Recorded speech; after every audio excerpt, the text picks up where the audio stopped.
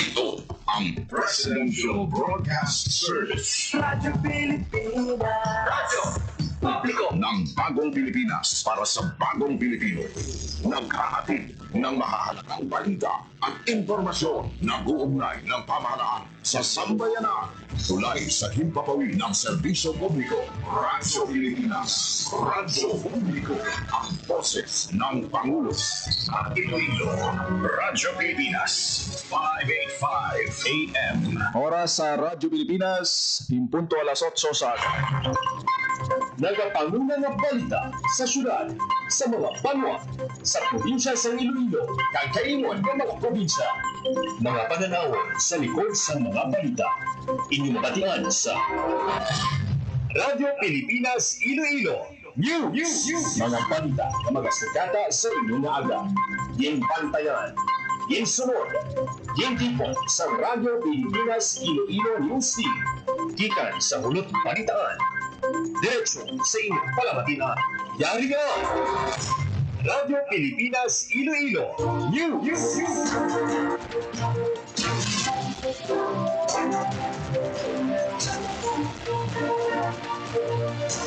Mayong aga Pilipinas, good morning Western Visayas. Welcome sa Radyo Pilipinas News. Subong adlaw sa Webes, Septyembre 4, tuig 2025. Ako ang inyong tagbalita, Junel Baclay, kagkaroon sa aton mainit nga mga pangulong dinalaan. Apat nga mga flood control projects na diskubrihan nga wala sang mayor's permit. Councilor Romel Doron kag Shin Marie Mabilog nagbaisay sa sesyon sa City Council. May kangtanan sa ginpasar nga resolusyon nga nagaparesign kay DPWH District Engineer Roy Pacanan. Engineer Pacanan nagpasa sa courtesy resignation kay DPWH Secretary Dizon. Senior citizen ginhold up sa parking area sang SM City, Iloilo. Governor Lucille Nava nagsumpa bilang opisyal sa League of Provinces of the Philippines. 1.3 million pesos nga balor sang Cebu na kumpiska sa bypass operation sa distrito sang Molo. Ang probinsya sang Guimaras may duha ka mga bag-ong rescue vehicle gikan sa SGLG Incentive Fund.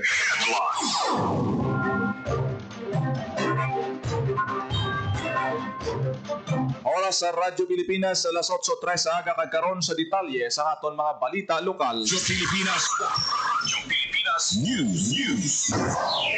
Apat ka mga flood control projects ang natukiban nga wala sang mayor's permit. Radyo Pilipinas. Radyo Pilipinas. Report.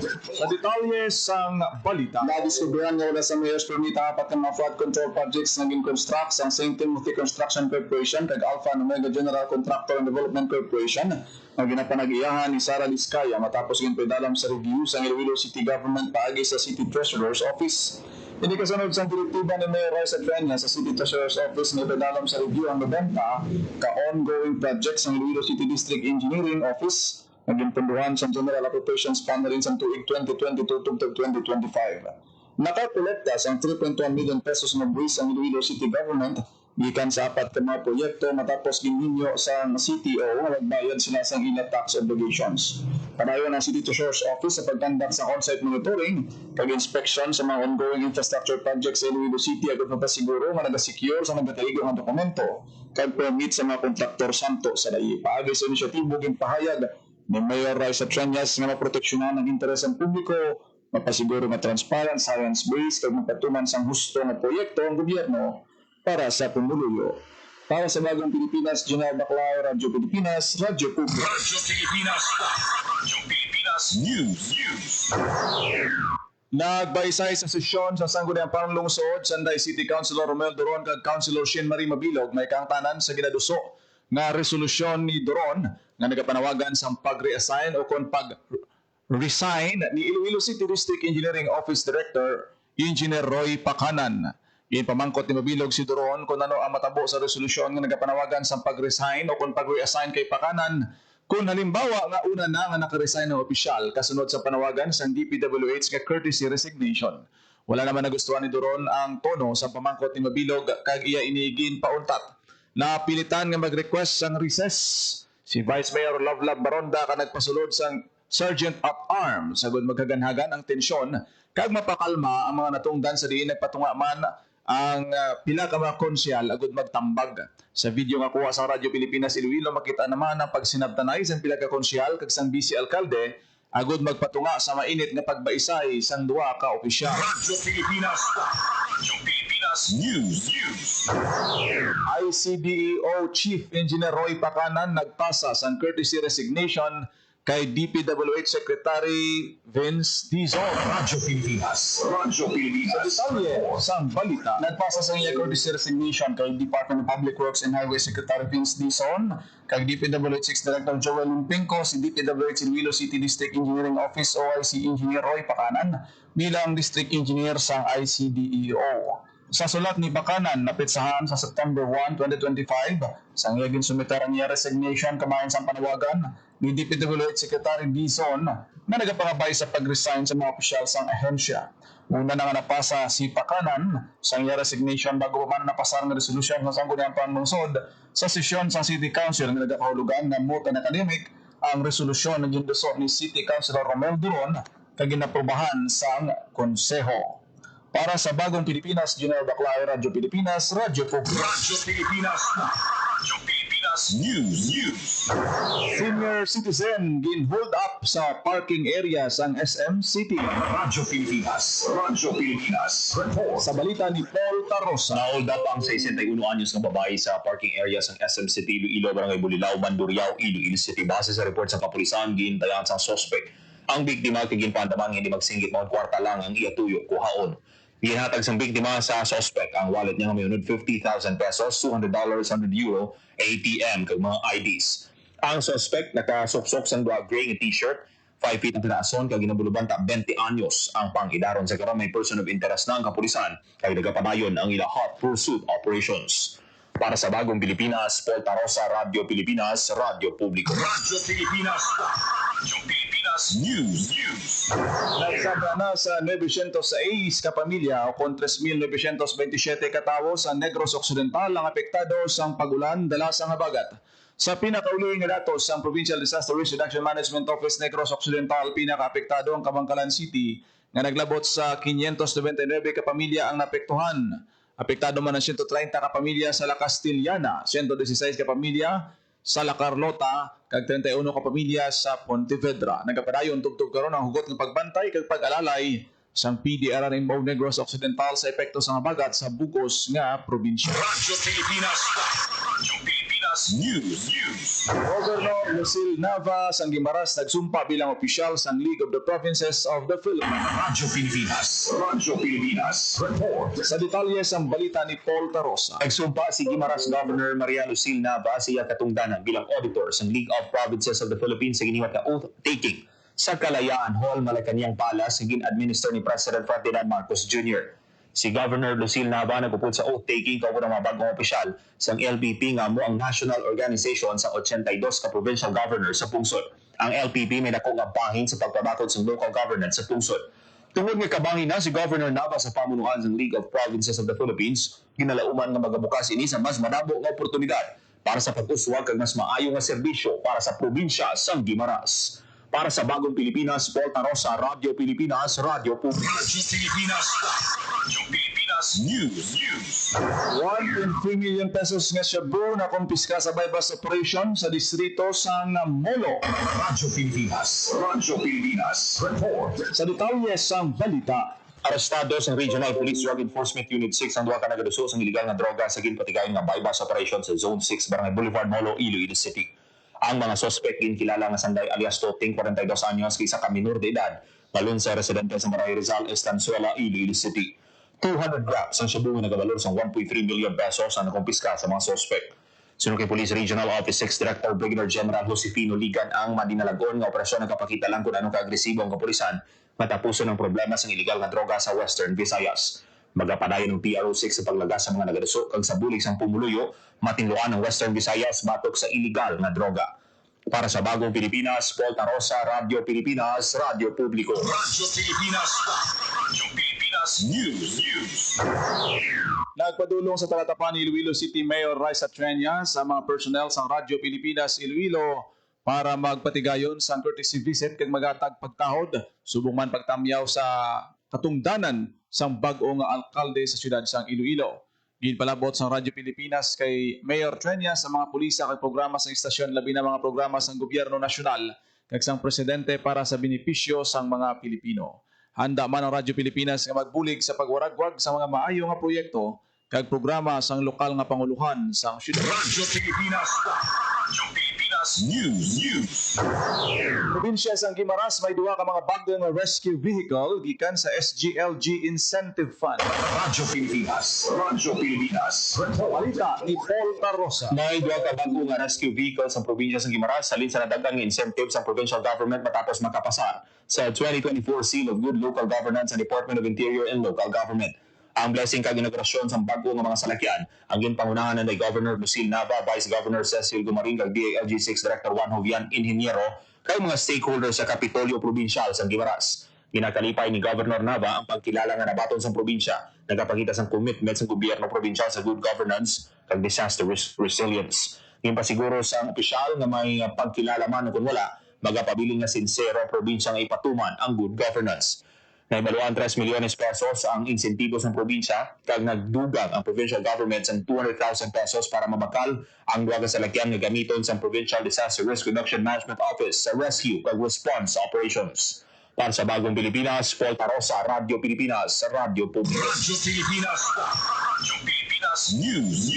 Masobra 180 katrabaho sa gobyerno buksan sa government job fair sa SM City Iloilo. Radyo Pilipinas. Radyo Pilipinas. Balita ni JP Herbas. Natala na mabuksan sa mga Webes Setyembre 4 sa SMCT Iloilo ang masobra 180 katrabaho gikan sa nunaytuhay ng opisina sa gobyerno. Ini sa iwaton nga 2025 Government Job Fair nga isa sa mga aktibidad sa karong tuig nga selebrasyon sa Philippine Civil Service Anniversary sa rehiyon. Ang aktibidad nga pasakupan sa masobra 20 ka ahensya ang magatanyag sa plantilla position, job order kag contract of service. Suno sa CSA Region 6, bukas ang aktibidad sa tanang interesado kag kwalipikadong aplikante, lakip na sa mga persons with disability, anuman ang sexual orientation kag gender identity. Magalawig ang Government Job Fair to Biyernes, Setyembre 5. Para sa Bagong Pilipinas, JP Herbas, Radyo Pilipinas, Radyo Publiko. Radyo Pilipinas. Radyo Pilipinas News. Kontrabando na kumpiska sa Greyhound Operation sa Negros Occidental District Jail. Radyo Pilipinas. Radyo Pilipinas. Report. Sa balita ni Paul Tarosa. Nagkakumpiska ang Bureau of Jail Management and Penology Negros Island Region ang nagkalilain nga kontrabando sa ginpatigay nga Greyhound Operation sa Negros Occidental District Jail Male Dormitory. Lakip sa na-recover sa otoridad ang improvised nga kutsilyo, bladed weapon, heater equipment, pointed steel bars, kag improvised bats na mahimo magamit bilang deadly weapon. Ginbayag sa BJMP nga ang operasyon base sa intelligence reports nga mayara sa ginatago nga kontrabando ang mga persons deprived of liberty. Ang Greyhound Operation kabahin sa mga inisyatibo sa BJMP NIR agon malikawan ng mga violente nga insidente kay masigurong disiplina sa sulod sang pasilidad. Para sa Bagong Pilipinas, Paul Tarosa, Radyo Pilipinas, Radyo Publiko. Radyo Pilipinas. Radyo Pilipinas News. Tatlo ka island community sa Northern Iloilo may kuryente na sa bulig sang gobyerno. Radyo Pilipinas. Radyo Pilipinas. Report. Sa detalye sa balita ni JP Ginhatagan katumaran sa Iloilo 3 Electric Cooperative Incorporated kung Ilecot 3 ang madugay ng handom nga matakdan sa kuryente ang siyam ka barangay sa tatlo ka isla sa Carles, Iloilo. Ini natigayon pinagi sa 388 million pesos nga istansya manlot kalagnaan si Cugon Island Submarine Cable Interconnection Project nga ginakabig nga pinakadako nga rural electrification program sa idalom sa total electrification program sa Department of Energy. Sino kay Electric 3 General Manager Attorney James Balsamo II, may masobra 13,000 ka panimulay sa tatlo ka isla kag masobra 3,000 sini ang may kuryente na. Ang proyekto sa isla ginalauman nga magapaayos ang pagpangabuhi sa mga residente, makadubang pabaskog sa turismo, kag magapasanyog sa ekonomiya sa bugos nga rehiyon. Dugang pa ni Atty. Balsomo, sakop sa ilang kooperatiba ang 31 ka island barangay sa probinsya, kag sa pagtakop sa ilang proyekto sa Carles, sunod nila nga padulungan ang 3 ibang nga isla nga sakop sa Concepcion kag San Dionisio. Ginpasalig man ni Balsomo nga padayat sila nga mag-reach out agud nga masigurado nga ang tag sa kapamilya sakop sa ilang prangkisa ang malapod gid kag mahatagan sang access sa kuryente. Para sa Bagong Pilipinas, JP Harvas, Radyo Pilipinas, Radyo Publiko. Radyo Pilipinas. Radyo Pilipinas News. Kakahuyan, pinaka-epektibo nga depensa sa baha. Suno kay Iloilo Governor Arthur Defensor Jr. Radyo Pilipinas. Radyo Pilipinas. Sa balita ni Hort Torrichante. Gin-emphasize ni Iloilo Governor Arturo Defensor Jr. na ang pagpangaping kag pagparabong sa kakahuyan ng epektibo nga pamaagi agud malikawan ang pagbaha. Ini ang iyan ang mensahe sa ginhiwat nga 25th Piyesta sa Kakahuyan Month Celebration na may tema paghanduraw kag pagpasanyog. Ang selebrasyon gintampungan sa mga lokal nga opisyal kag mga environmental advocate. Lakip sa mga nagpakita sa suporta, si Department of Environment and Natural Resources Executive Regional Director Raul Lorilia. Suno kay Defensor, importante ang programa Tanom Iloilo for More Progress na may katuyuan nga pabaskugon ang forest development sa 3 ka aspeto. Liwat nga pagbalik sa primary forest mountains, paggamit sa social forestry area sa Palangabuyan, kag pagtanom sa puno sa mga pribado kag pampubliko nga duta. Gintawag naman ni Lorilia ang selebrasyon nga simbolo sa nagahugpo nga komunidad agud i-rehabilitate ang kakahuyan sa probinsya para sa masunod nga henerasyon. Para sa Bagong Pilipinas, Hope Torrichante, Radyo Pilipinas, Radyo Publiko. Radyo Pilipinas. Radyo Pilipinas News. 40 ka barangay sa Anong Cabanwa sa probinsya sang Antique apektado sa habagat.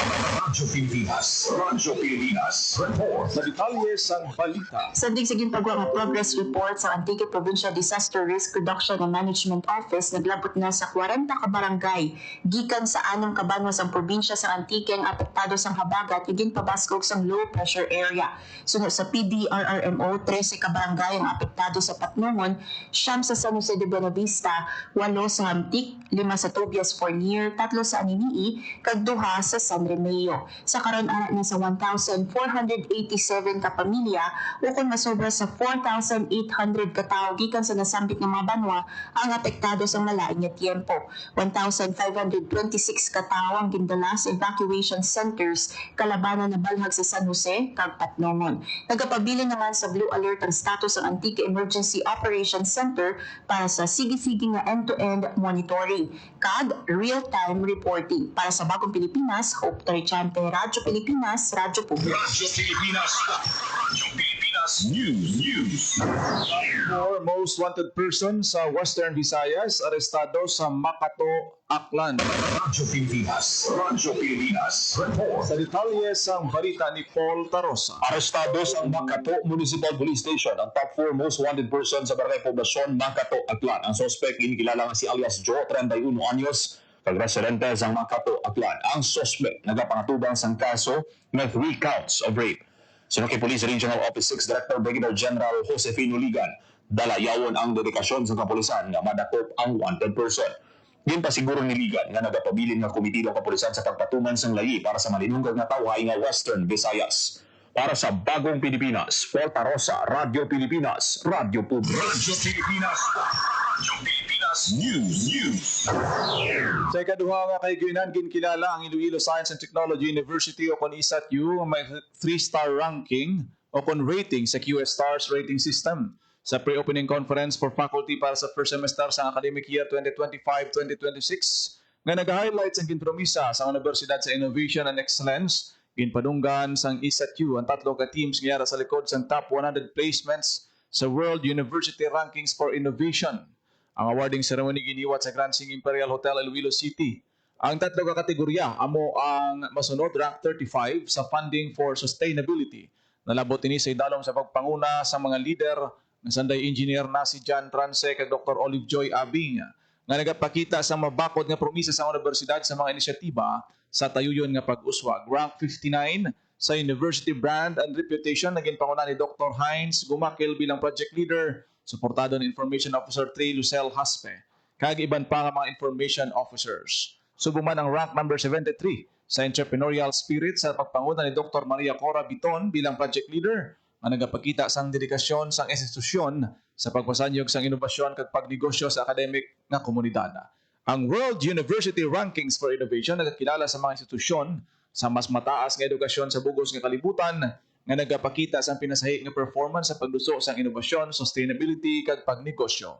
Ang triple nga kadalagan sang ISAT-U sa top 100 rankings nagapakita sang nagadamo nga reputasyon bilang isa ka nagapanguna nga institusyon sa pag-uswag sang teknolohiya kag tayuyon nga pagsanyog. Ang awarding ceremony nagserbe nga isa ka inspirasyon sa pagsugod sang academic year. Ang pagkilala nagapakita sang mabakod nga promisa sa academic excellence, inobasyon kag pangkalibutanon nga kolaborasyon. Radyo Pilipinas. Radyo Pilipinas News.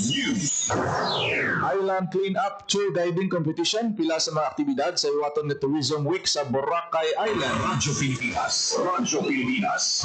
Sa balitan ni Hope Turiciante. Puno sa aktibidad ang selebrasyon sa Tourism Week 2025 sa Boracay Island. Sa kalendaryo sa Malay Boracay Tourism Office, mabukas ang selebrasyon sa Setyembre 16 pinaagi sa isa ka programa na pagasundan sang pagpirmahanay sa Memorandum of Understanding sa halal Muslim-friendly tourism, kag pagbukas ang Boracay Products and Services Exhibit kag Arts Exhibit. Sa Setyembre 16, mahiwatan man nga tour guiding competition. Sa Setyembre 17, lauman ang symposium sa hospitality kag tourism industry, bartending exhibition sa Setyembre 18, hip-hop dance competition sa Setyembre 19, tourism frontliners night sa Setyembre 20, kag Zumba sa Setyembre 21. Antes ang Tourism Week, may mga aktibidad na sa Boracay, lakip na ang Project Pristine, isa ka municipal-wide clean-up drive, aruman ang tinda turismo kag food bazaar sa Setyembre 12. Para sa Bagong Pilipinas, Hope Turiciante, Radyo Pilipinas, Radyo Pilipinas. Radyo Pilipinas News. Ilang ka mga local festivals lauman sini nga Setyembre sa Panay kag Negros Occidental. Radyo Pilipinas. Radyo Pilipinas. Report. Sa detalye sa balita. Kada bulan sa Setyembre ginasaulog ang Tourism Month tion agud sa ulugon ang manggaranon nga panublion natural nga katahom sa mga lugar sa Pilipinas kag ang mga maduagon nga komunidad sa kada rehiyon. Nakalinya man sa selebrasyon ng paghiwat sa mga festivals na wala lang nagaganyat sa mga bisita, nagapakita man sang kinaiya kag istorya sang kada banwa o konsyudad. Sini nga Setyembre pila ka local festivals ang lauman sa Panay kag Negros Occidental. Sandig sa listahan sa Department of Tourism Western Visayas, masaksihan sa Setyembre 4 tubtob 7 ang Dragon Fruit Festival sa probinsya sang Guimaras. Buy Luganay Festival sa Ibisan Capiz sa Setyembre 5 tubtob Setyembre 10. Tambobo Festival sa Ahoy sa September 6 to 10. Pasalamat Festival sa September 14 to 22 sa Dao Capiz. Hablon Festival sa September 16 to 22 sa Miagao, Iloilo. Kag Patabang Festival sa Tapas Capiz sa Setyembre 21 tubtob Setyembre 30. Sa Negros Occidental naman may ara sa Miniluan Festival ang Talisay sa Setyembre 5 tubtob Setyembre 10. Kag ang 25th Provincial Tourism Week na nakatalana sa September 15 to 20 na pangunahan sa Negros Occidental Provincial Government. Para sa Bagong Pilipinas, Hope Turiciante, Radyo Pilipinas, Radyo Publiko. Radyo Pilipinas. Radyo Pilipinas News. Agri-info caravan gindala sa Calatrava kag Tuboso sa Negros. Radyo Pilipinas. Radyo Pilipinas. Report. Yari ang balita. Mas nadugangan pa ang ihibalo sa mga mangunguma sa Calatrava kag Tuboso sa Negros Occidental sa tapos magtambong sa Agricultural Information Caravan sa Department of Agriculture. Sa duha ka adlaw nga caravan gintudlo sa 250 ka mangunguma sa duha ka banwa kung paano padakuon ang income kag farm productivity. Ginpatpat man sa ilang mga nagkalain-lain nga bulig kag suporta gikan sa Department of Agriculture kaangay sang libre nga binhi kag abono, credit facilities, post-harvest technologies kag market linkages. Agud masiguro nga nakaagom sang husto nga ihibalo ang mga negrensing mangunguma, gindala sa caravan ng mga tiglawas sang Philippine Crop Insurance Corporation, Philippine Coconut Authority, Agricultural Credit Policy Council, Adoption and Mitigation Initiative in Agriculture Agriculture kag Provincial Veterinary Office bilang mga resource speakers. Ginunya naman ni DA Regional Information Officer James Earl Ogatis ang mga mangunguma nga magpamati sa hinud-anon bangod ang ilang mga pamangkot ang saranggid nga masabat. Sa caravan ginagiyahan sila sa mga available nga intervention kag kung paano i-avail ang mga serbisyo. Para sa Bagong Pilipinas, Hope Trichante, Radyo Pilipinas, Radyo Publiko. Radyo Pilipinas. Radyo Pilipinas News. Oras sa Radyo Pilipinas, alas 8:25 sa Radyo Pilipinas. Radyo Pilipinas. Agin niya nabatian ang detalye sa mga nagapanguna nga balita sa pagpangalagad sa Radyo Pilipinas News subong adlaw sa Huwebes, September 4, 2025. Sa dugang pangabalita kag impormasyon, please share, follow kag like sa aton Facebook page, Radyo Pilipinas Iloilo kag Radyo Pilipinas Community Group. Salamat gid sa mga nag-upload sa aton sini nga pagpangalagad sa bungaga. Ma'am Nieva Presencula Perez, si Ma'am Excelen Cordoba Angeles, kag si Ma'am Melissa Roquero nga nag-upload sa aton siniya nga programa. Kita karon sa programa Iloilo Morning. Kada aga ako nagidamang inyo alagad ang inyo tagbalita, Jinel Baclay. Mayong aga Pilipinas. God bless Iloilo. Radyo Publiko. Radyo Pilipinas.